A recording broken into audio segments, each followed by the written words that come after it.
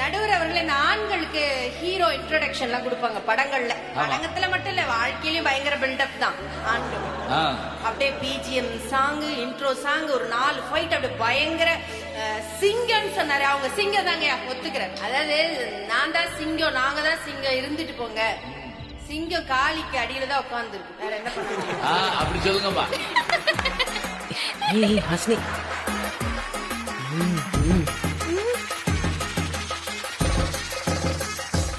நீங்க தான் காளி. அப்ப நீங்க வெறும் வாகனம் தான். அப்போ பயங்கர பில்டப் இல்ல, உண்மையிலே கூட நீங்க பலமானவர்களாக இருக்கலாம் அல்லது இந்த சமூகத்துல காட்டப்படலாம். சினிமால மட்டும் இல்ல, இந்த உலகத்திலயும் சரி, ஒரு ஆண் மகன் அப்படின்னா உடம்பளவுலயும் மனசளவுலயும் பயங்கர பலமானவனா காட்டப்படுது. ஆனா அது கொஞ்சம் உண்மையான கொஞ்சம் யோசிச்சு பாக்குற போது அந்த ஆணுக்கான பலம் திருமணமான பிறகு தன் மனைவியிடம் இருந்து கிடைக்கிற பலம் தான், அந்த ஆத்ம பலம் தான் அவனை மிகப்பெரிய மனுஷனா வாழ்க்கையில நிறுத்துதுன்னா மனைவிதான் வரம். நல்லா கைத்தட்டலாம் ஆடியன்ஸ்.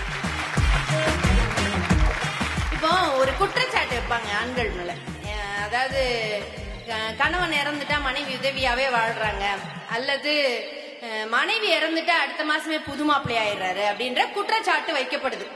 அது உளவியல் ரீதியாகவோ அல்லது சமூக ரீதியாகவோ அதை ஏத்துக்கவும் செய்யுது சமூகம். அப்ப நம்ம யோசிச்சு பார்க்கணும் கொஞ்சம், ஏன் அவர்கள் அந்த இடத்துல திருமணம் செய்வதற்கான உந்துதல் அதிகமா இருக்கு அல்லது செய்து கொள்கிறார்கள் பார்க்கிற போது, ஒரு ஆண் மகன் தன் மனைவி இழந்த பிறகு சம்சாரம் போனா சகலமும் போச்சு. அப்படி சொல்லுங்க. சம்சாரம் போனா சகலம் போச்சு. பேங்க்ல பணம் இருக்கு, கார் இருக்கு, அது இருக்கு, இது இருக்கு, எல்லாம் இருக்கலாம். வீட்டுல விளக்கேத்த ஒரு பொம்பளை வேணும்னு சொல்றாங்கல்ல, எதுக்கு? சமீபத்துல கூட ஒரு திருமண வீட்டுல தன்னுடைய மனைவி மகளோட திருமணத்துக்கு மனைவியுடைய சிலையை ஒரு 3 லட்சம் ரூபாய் செலவு பண்ணி மெழுகு சிலை செஞ்சு தன்னுடைய மனைவி அமர வைத்து தன் மகளுக்கு திருமணம் செய்தார். அவ வெறும் நிழல் தான், பொம்மை தான், ஆனால் என்னுள் இதயத்தோடு வாழ்ந்து கொண்டிருக்கிறாள் அப்படின்னு அந்த நிழலை வச்சு கூட சமப்படுத்துகிற தன்மை இருக்குல்ல உளவியல் ரீதியா. அவன் பலவீனப்பட்டு போகிற போது அந்த பலவீனத்தை சரி செய்வதற்கு இன்னொரு பெண் வரணும். மனைவியாக இன்னொரு பெண் அவரை திருமணம் செய்து கொள்கிற போதுதான் அவர் வாழ்க்கை பலப்படுகிறது என்கிற உளவியல் ரீதியான பலவீனம் என்றதை இந்த இடத்துல பதிவு செஞ்சுக்கிறேன். ஒன்னும் இல்ல, இந்த பசங்க எல்லாம் கல்யாண வீடுல இருக்காங்க, எங்கப்பா தங்கியிருக்க? சென்னையில வெளியூர்ல இருந்து அந்த பிள்ளைய கேட்டோன்னு வச்சுக்கோங்களேன், ஒரு ஆம்பளை பையனை கூப்பிட்டு கேட்டா ரூம் எடுத்து தங்கியிருக்கேன், ரூம்ல இருக்கேன். இதே அந்த பையனை கூப்பிட்டு ஒரு பொண்ணை கல்யாணம் பண்ணி வச்சுட்டு எங்கப்பா தங்கியிருக்க? சாலிகிராமத்துல வீடு, கோடம்பாக்கத்துல வீடு, ரூம்ல இருந்தேன்னு சொன்ன ஒரு பையன் வீட்டில் இருக்கிறேன் என்று சொல்கிற போது ஒரு சாதாரண அறை இல்லமாக மாறுவதே மனைவியால் மட்டும் தான் இருக்கிற போது, அந்த ரூம் வந்து ஹோமா மாறினது ஒரு உமனாலதான். ஒரு இல்லத்தினுடைய அரசு ரொம்ப பெரிய பலவீனமா ரொம்ப ஜாலியா வீட்டுல 2 ஆண் குழந்தை பெற்ற தகப்பனுக்கு தெரியும். ஃபங்க்ஷன்லாம் ஒண்ணுமே பெருசா வீட்டுல கொண்டாட மாட்டாங்க. தீபாவளி பொங்கல் கூட எந்திரிச்சு குளிக்க மாட்டாங்க, வீட்டுல ஒரு விளக்கேத்த மாட்டாங்க, ஒரு விசேஷ வீடு மாதிரியே இருக்காது. ஆனா அதுல ஒரு 2 பெண் குழந்தையோ ஒரு பெண் குழந்தையோ இருக்கிற வீடு எப்படி இருக்கு தெரியுமா? அப்படியே நிறைவானதாக இருக்கும், அவங்களுக்கான குடும்பமாக இருக்கும். அப்போ எல்லா சூழல்கள்லயும் ஒரு தகப்பனை இல்லாத குடும்பத்தை கூட ஒரு பெண்ணால தூக்கி நிறுத்த முடியும் அப்படின்னு சொன்னா அந்த பெண்ணால மட்டும்தான் முடியும். இனிமையான வரம் இல்லறத்திற்கு மனைவியே என்று சொல்லி இந்த இல்லத்திற்கு நடுவர்களே கல்யாண வீட்டுல பேசுறோம். அந்த பிள்ளைங்க இந்த பட்டிமன்றத்தை பார்த்து நம்மளும் தைரியமா கல்யாணம் பண்ணலான்ற நம்பிக்கை வர மாதிரி பேச சொன்னா இவர் வந்து கோர்ட்டுக்கு போக வச்சிருவாரு, வந்து புலம்பி தள்ளுறாரு. அவருக்கு அமைஞ்சதுக்கு நம்ம என்ன பண்ண முடியல? அது வேறையா? இது வேற சொல்ற, நான் இனிமேல் கல்யாணமே பண்ணிக்க மாட்டேன், ஒரு முறை பொண்ணை கொடுத்ததே தப்புன்னு நிறைய பேர் பண்ணிட்டு இருக்காங்க. அப்படி வாழ்க்கையினுடைய சுகமான சூழல்ல இனிமையா ரொம்ப பிளசண்டா அழகா வாழ்க்கை இருக்கிறது இல்லத்தின் மனைவியால் தான் என்று சொல்லி இன்று திருமணம் செய்து கொள்கிற மணமக்களுக்கு என்னுடைய வாழ்த்துக்களையும் பதிவு செய்து, பெண் இல்லறத்தின் இதயம் சில அங்கங்கள் உழைக்கும் ஓய்வெடுக்கும், இதயம் மட்டும்தான் நாம் உறங்கும் போதும் நமக்காக விழித்திருக்கும் என்று சொன்னார். எப்போதும் குடும்பத்தை நினைத்தும் அதற்காக விழித்துக் கொண்டும் துடித்துக் கொண்டும் இருப்பவள் மனைவியே என்று சொல்லி நல்ல வாய்ப்புக்கு நன்றி பாராட்டி விடைபெறுகிறேன். நன்றி, வணக்கம். நன்றி. அழகா சொன்னாங்க பாங்க, ரூமை ஹோமா மாத்தக்கூடியது ஒரு பெண்ணு தான் அப்படின்னாங்க. அதே ரூம் தாங்க ஒரு சமயம் கிட்ட இருந்தா போதும், அங்க ஒரு பெண் வந்துட்டான்னா அது ஹோமா மாறி. அழகா பேசிருக்காங்க. இல்ல அதெல்லாம் கிடையாது. கணவன் தான் வரம் என்று பேசுவதற்காக இசையாசிரியர் வர்றார். ஐயா வாங்க, ராஜபாளையத்தை சேர்ந்த உமாசங்கர் அவர்கள் வாங்க வாங்க வாங்க. பட்டிமன்ற சக்கரவர்த்தியாக வீற்றிருக்கிற நடுவர் அப்படி பிரமாதம். இப்ப எங்க வீட்டுல கை தட்டுவாங்க எல்லாரும். வாதிட வந்திருக்கக்கூடிய நண்பர்களே, திருமண விழாவிற்கு வந்திருக்கக்கூடிய அற்புதமான சான்றோர் பெருமக்களே, எல்லோருக்கும் அன்பான வணக்கம். சுஜாதா அவர்கள் தான், எழுத்தாளர் சுஜாதா அவர்கள் தான் ரொம்ப அருமையா சொல்லுவாங்க, திருமணம் என்பது 2 நபர்கள் இணைகிற விழா மட்டும் இல்ல, 2 குடும்பங்கள் இணைகிற விழான்னு சொல்லுவாங்க. அப்படி 2 குடும்பங்கள் இணைகிற அந்த மகத்தான அந்த குடும்பத்தை இணைக்கிற பாலமாக திகழ்கிறவங்க யாருன்னா கணவன் தான் நடுவர்கள். இவங்க சொன்னாங்க, மனைவிங்கிறவங்க குத்துவிளக்கு மாதிரி. குத்துவிளக்கு ஒரு குடும்பத்துக்கு எவ்வளவு முக்கியம், வீட்டுக்கு விளக்கேற்ற ஒரு பெண் வேணுமா அப்படின்னு நீங்க கூட சொன்னீங்க. நான் கூட நிறைய நாள் இந்த குத்து விளக்குக்கு என்ன பொருள் தெரியாமலே இருந்தேன். இப்பதான் எனக்கு புரியுது நடுவர்களே. முன்ன மாதிரி பெண்கள்லாம் ரொம்ப அன்பா சாந்தமா கருணையாலாம் இல்ல. இப்பெல்லாம் கோவப்பட்டா மூக்குல ஓங்கி ஒரு குத்து குத்திடுறாங்க நடுவர். அதனாலதான் குத்து விளக்குங்கிற பேர் குத்துனேங்கிறத விளக்கி சொல்றாங்க. ஆமா, அதனாலதான் அது குத்து விளக்கு. ஆமா, குத்திட்டு தான் விளக்கவே ஆரம்பிக்கிறாங்க நடுவர்கள். இளையராஜா ஒரு திரைப்படத்துக்கு இசையமைச்சிருப்பாரு, பாட்டு எஸ்பி பாலசுப்ரமணியன் பாடுவார், அருமையான பாட்டு. வாலிபங்கள் ஓடும் வயதாக கூடும், ஆனாலும் அன்பு மாறாதது, மாலையிடும் சொந்தம் முடி போட்ட பந்தம், பிரிவென்ற சொல்லே அறியாதது, அழகான மனைவி அன்பான துணைவி, அமைந்தாலே அமைந்தாலே அமைந்தாலே அமைந்தாலே. உன்னைய ஓட்டது கட் மாதிரி உடனே சொல்லிருக்கீங்க. அமைய மாட்டேங்குது நடுவர் அவர்களே. இப்படியா இளையராஜா போட்டிருப்பாருன்னு யோசிச்சேன் நானு. அழகான மனைவி அன்பான துணைவி அமையலையே, அத சொல்லுங்க. அமைய மாட்டேன்றாங்க. எதுக்கு எடுத்தாலும் கோவப்படுற ஆட்களாக இன்னைக்கு இருக்கிறாங்களே இந்த பெண்கள். இவங்களால எப்படி இல்லறம் சொர்க்கமாகும்? இப்படி கேட்கிற குமரகுருபரர் ரொம்ப அழகா சொன்னார். யார் யாருக்கு யார் யாரெல்லாம் சாமின்னு சொல்லிக்கிட்டே வரும்போது குமரகுருபரர் சொல்றாரு, குலமகற்கு தெய்வம் கொழுநன்னு சொல்றாரு. கொழுநன் அப்படின்னா கணவன், தமிழ்ல ஹஸ்பண்ட் அப்படி வச்சுக்கோங்க. கணவன்னா சாமி மாதிரி, சாமி தானே சொர்க்கத்தை கொடுக்கும். அப்ப கணவன் தாங்க இல்லறத்துக்கு சொர்க்கத்தை தேடி கொடுக்கக்கூடிய ஒரு முக்கியமான ஒரு உறவு நடுவர்களே. இன்னொன்னு சொல்லட்டுமா, இப்போ குடும்பத்துல முகம் பார்த்து பேசுற பழக்கமே குறைஞ்சு போச்சு. பெண்கள் யார் முகத்தை பார்த்து பேசுறாங்க? பெண்கள் தான் நல்லா வரவேற்கிறாங்க, பெண்கள் தான் இனிமையா பேசுறாங்க அப்படி இப்படின்னு சொன்னாங்களே. பாரதி எழுதினார், பண்ணு சுதி நீ எனக்கு, பாட்டினிமை நான் உனக்குன்னு எழுதினார். ஏன் முகம் பார்த்து பேசல? பெண்கள் பேஸ்புக்ல இருக்காங்கல்ல, பேஸ்புக்ல தான் இருக்காங்க நடுவர்கள், பேஸ்புக்ல தான் இருக்காங்க. முகம் பார்த்து பேசுறதே இல்ல. கணவன் முன்னாடி நின்று பேசுற பெண்களை விட கண்ணாடி முன்னாடி நின்றுட்டு பேசுற பெண்கள் தாங்க அதிகம். செல்ஃபி பத்தாதுக்கு. ஆமா, எப்ப பார்த்தாலும் கண்ணாடி முன்னாடி நின்றுட்டு ஒரே மேக்கப் நடுவர்களே. இவங்களுக்கு பவுடர் வாங்கி கொடுத்தே பஞ்சராகி போன குடும்பம் எத்தனை குடும்பம் இருக்கு தெரியுமா? இவங்க இல்லறத்தினுடைய இனிமை சொர்க்கம்னு இவங்க பேசிட்டு இருக்காங்க. சங்க இலக்கியம் அழகா சொல்லுது, ஒன்றினார் வாழ்க்கையே வாழ்க்கை. ஒன்றினார் 2 பேரும் சண்டை போடாம இணைஞ்சு வாழணுமா, அதான் வாழ்க்கைன்னு நான் என் வீட்டுல சொன்னேன். எங்க வீட்டம்மா சொன்னாங்க, நானும் அதுதாங்க சொல்றேன், நாம 2 பேரும் இணைஞ்சே இருப்போம், உங்க அப்பா அம்மாவை விரட்டுங்க.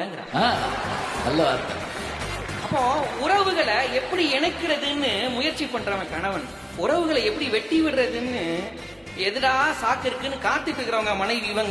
இவங்க எப்படிங்க சொர்க்கத்தை தேடி கொடுக்க முடியும்? ஒரு பாட்டு திரைப்படத்துல வந்தது, உன்னிகிருஷ்ணன் பாடுவாரு, உன் சமையலறையில் நான் உப்பா சர்க்கரையா, நீ படிக்கும் அறையில் நான் கண்களா புத்தகமா. இந்த பாட்டு ஓடிட்டு இருக்கும்போது என் மனைவி கூப்பிட்டு சொன்னேன், செம்ம பாட்டுமா, சமையலறையில நீ உப்பா சர்க்கரையா, படிக்கிற அறையில நான் கண்களா புத்தகமா, என்ன அழகான ஒப்புமை அப்படின்னு. என் மனைவி சொன்ன, அப்ப நாங்க சமைச்சுக்கிட்டே இருக்கணும், நீங்க ஈஸி சேர்ல காலாட்டிக்கிட்டு படிச்சுட்டே இருக்கணுமாக்கும், ஒழுங்கா சட்னி இறங்க அப்படின்னா. இன்னைக்கு வரைக்கும் நான் தான் சட்னி அரைச்சிட்டு இருக்கேன். சட்னி அரைக்கல என்ன ஆகும்? பட்னி, அவ்வளவுதான். இது எதுக்கு வம்பு?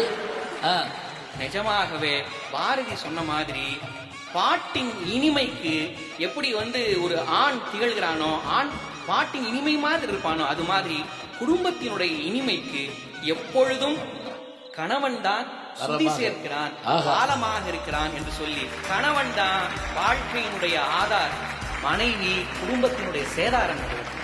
நன்றி. செய்குள் இல்ல. வாங்க, அது பாருங்க, அது தமிழா இருப்பதால் தான் நமக்கு இனிமையா இருக்குது. அதுதான் உண்மையும் கூட. எல்லாம் உண்மைதான். ஆனாலும் கூட மனைவி இல்லாமல் அந்த இல்லறம் இனிக்குமா என்று பேசுவதற்காக பேராசிரியை விமலா அண்ணாதுரை அவர்கள் இதோ வருகிறார்கள். வாங்கம்மா.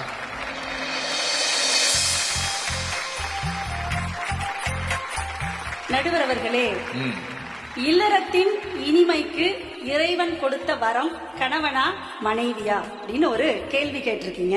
இன்ன வரைக்கும் அதுதான் பேசிக்கணும். நடுவர் அவர்களே, இந்த தலைப்பை நான் ஏன் இன்னொரு முறை சொன்னேன் அப்படிங்கிறதுக்கு காரணம், இதுல நீங்க கொடுத்திருக்கக்கூடிய சொல்லாட்சி இல்லறம், இனிமை, வரம், இந்த 3 சொற்களுக்குமே பொருத்தமானவர்கள் பெண்கள் தான். சபா சபா சபா, மூணுமே பெண்களுக்கு தான். நீங்க 2 பேரும் கிளம்பு, கீழே போய் சாப்பிட்டு போங்க. அப்படி அவங்களுக்கு எல்லாம் சாப்பாடே போடக்கூடாது நடுவர்களே. அந்த ஏஜ் அப்படி நீங்க வீட்டுல செய்யற மாதிரி செய்யலாம். இது ஒரு வெளியில சாப்பிட்டு போறாரு. அதை நீங்க வெளியில வரப்போ உங்களுடைய இதுகளை பாத்துக்கீங்க. யாரோ சாப்பாடு போடுறாரு, யாரோ சாப்பிட்டு போறாரு. இதுல என்ன இருக்கு? மொய் செஞ்சுட்டு போவீங்க போறப்ப. இல்ல, எதிரணியில இருந்து முதல்ல வந்து பேசினார் பாருங்க அன்பு சகோதரர் செல்லக்கண்ணன். எனக்கு தெரிஞ்சு அவர் பேரை செல்லக்கண்ணன் வச்சதுக்கு பதிலா நொல்லக்கண்ணன் வச்சிருக்காங்க. வீட்டுல மாதிரிதான் பேசிட்டு இருக்காருன்னு நினைக்கிறேன். நடுவர் அவர்களே, கண் இருந்தா மட்டும் பத்தாது, அதுக்குள்ள கருவழி சரியா இருக்கணும்.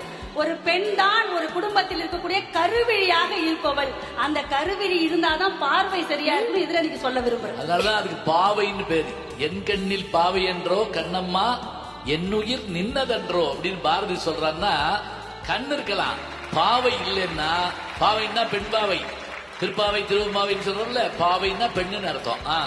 அதுக்கு அடுத்து வந்து சொன்னார் பாருங்க, குத்து விளக்குக்கு ஒரு அருமையான விளக்கம் சொன்னார். இது வரைக்கும் நான் டிக்ஷனரியில கூட பார்த்தது கிடையாது.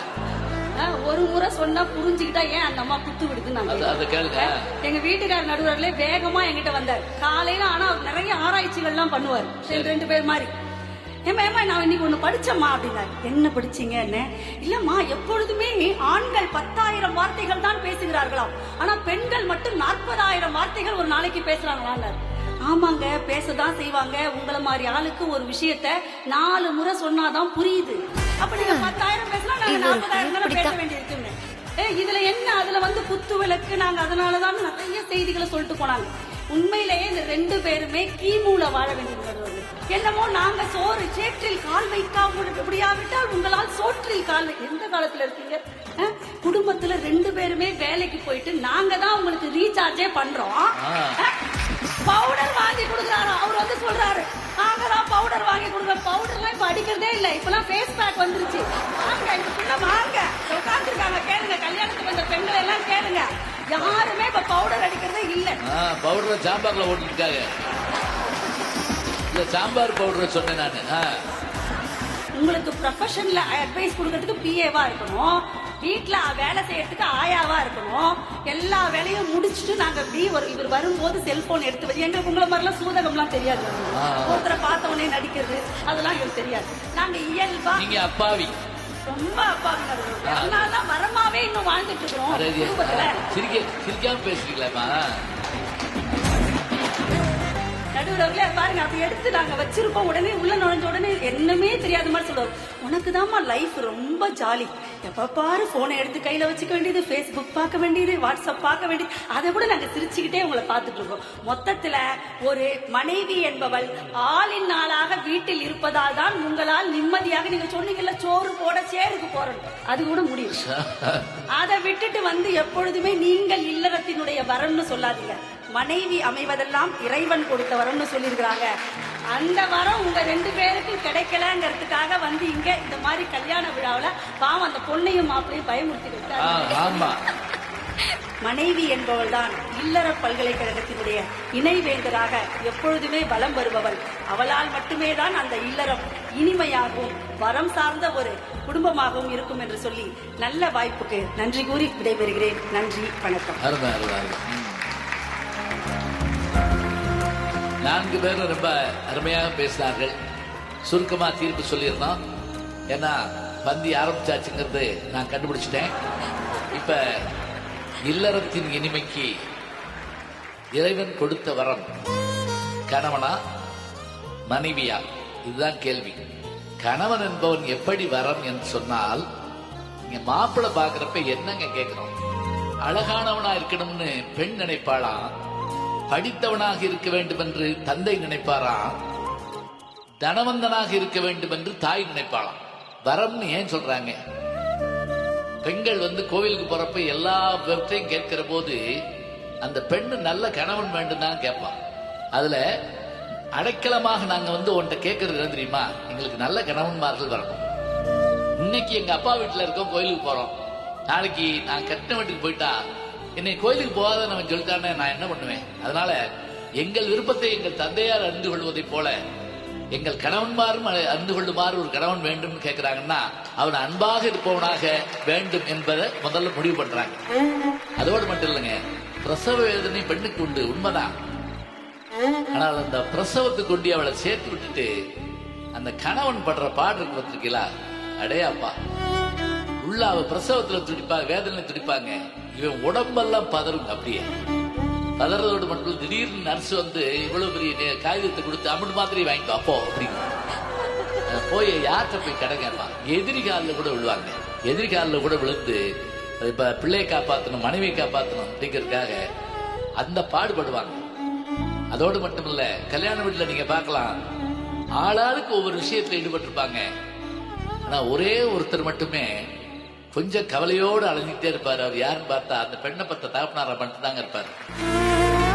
இன்னும் சொல்ல போனா, அந்த மகள் கல்யாணத்தின் போது சந்தோஷமா போயிட்டே இருக்கோம், திடீர்னு பிரிய போறான்னு நினைக்கிற அந்த சம்பவம் வருது பார்த்தீங்களா? அந்த நேரத்துல தாய் மட்டும் இல்லைங்க, அவன் எத்தனை பெரிய வீரனாக இருந்தாலும் தந்தையும் கலங்கி போவாங்க. தெரியுமா உங்களுக்கு? அப்ப கணவன் என்பவன் பாதுகாவலன் மட்டுமில்லை, அவன் வருமானத்தை கொண்டு வருவன் மட்டுமில்லை, அவன் அன்பின் உருவமாக மட்டுமில்லை, அவன் எல்லாமாகவும் இருக்கிறான். அந்த வரத்தை பெறுவதற்காகத்தானே நாம் தவம் இருந்தோம். ஆகவே இல்லறத்தின் இனிமைக்கு இறைவன் கொடுத்த வரம் கணவன் தான். இல்ல, முடிக்கல ஏன் என்ன முதல் பத்திக்கு ஓடணும்னு கிளம்புறீங்க என்று ஒரு பக்கம் சொல்லிட்டு மனைவி இன்னும் முடிக்கல. அது மனைவியை பத்தி ஒரு நிமிஷம் பேசிடுறேன். மனைவி நினைச்சு பாருங்க, சரி எல்லா வல்லமையுடைய அந்த கணவன் தனியா இருந்து போக வேண்டியதானே? ஒரு யோசிச்சு பாருங்க. பணம் இருக்கு, செல்வம் இருக்கு, அழகு இருக்கு, வீரம் இருக்கு, அது இருக்கு, இது இருக்கு. ஒரு கேள்வி கேட்போம்ல, 30 வயசு 30 போச்சு, கல்யாணம் பண்ணி வைக்கலையா?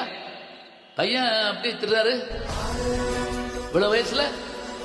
அவன் தறிகட்டு போகாம நெருகிட்டு போகாம இருக்க அவனுக்கு என்ன செய்யணும்? ஒரு கால் கட்டு போடணுங்கிறாங்க. எனக்கு தெரிஞ்சது கால் கட்டு கூட இல்லைங்க, கேள் கட்டுட்டாரு. அதான உண்மை.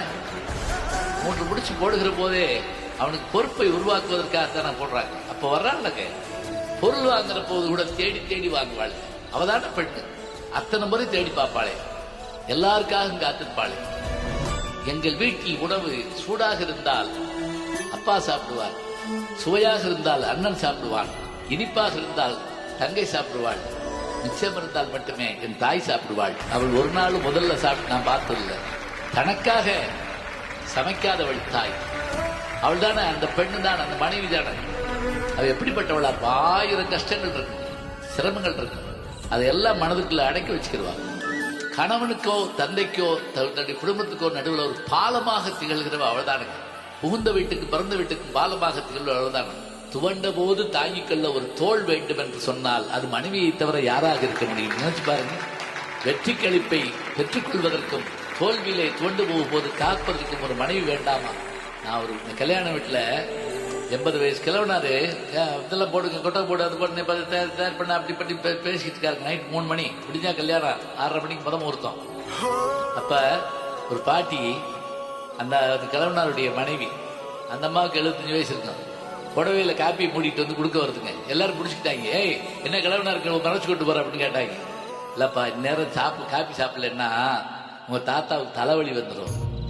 அழகை ரசித்தது ஒரு காலம் என்றால், தன் கணவனுக்கு நோய் வந்து விட்டால் மாத்திரை தந்து அவனை பாதுகாக்கின்ற தாயாக அவள் மாறி இருப்பதனால் தான் அந்த உயிர் அவனுடைய உடம்பிலே தங்கியிருக்கிறது என்று சொன்னால் அத்தனை பெருமையும் பெண்ணுக்குத்தான் உண்டு. மனைவி அவற்றுள் யாரு தெரியுமா? ஆலம் விழுதுகள் போல் உறவு 1000 வந்து மன்ன வேறென நீ இருந்தாய், அதில் நான் வீழ்ந்து விடாதிருந்தேன்.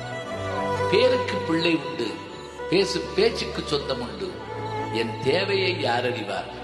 உன்னை போல் தெய்வம் ஒன்றே அறியும். மனைவி தெய்வம் சொன்ன ஒரு ஆள். மங்கையராய் பிறப்பதற்கு நல்ல மாதவம் செய்திட வேண்டுமம்மா, அவர் பங்கைய கைநலம் பார்த்தளவோ இந்த பாரில் அறங்கள் வளர்தம்மா என்று சொன்னால் அதற்கெல்லாம் காரணமாக இருப்பவர்கள் பெண்கள் தான், மனைவியர் தான். உண்மையில் இல்லறத்தின் இனிமைக்கு இறைவன் கொடுத்தவரும் மனைவியே மனைவியே மனைவியே என்று சொல்லி இனிமையான நன்றியை கூறி விடைபெறுகிறோம். நன்றி, வணக்கம்.